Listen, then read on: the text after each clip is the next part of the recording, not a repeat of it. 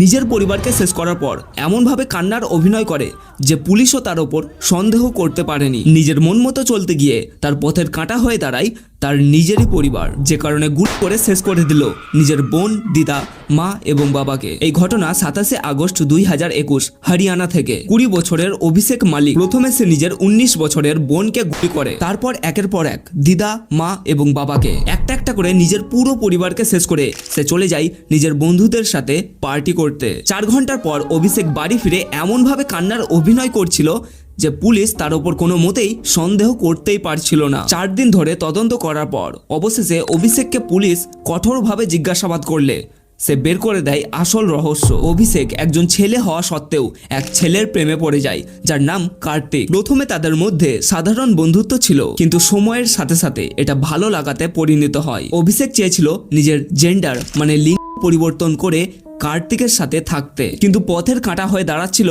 তার পরিবার। অভিষেক মানসিকভাবে এই ভালোবাসায় এত পাগল হয়ে পড়ে যে শেষ পর্যন্ত ভালোবাসা পাওয়ার জন্যই এই কাজটা করে।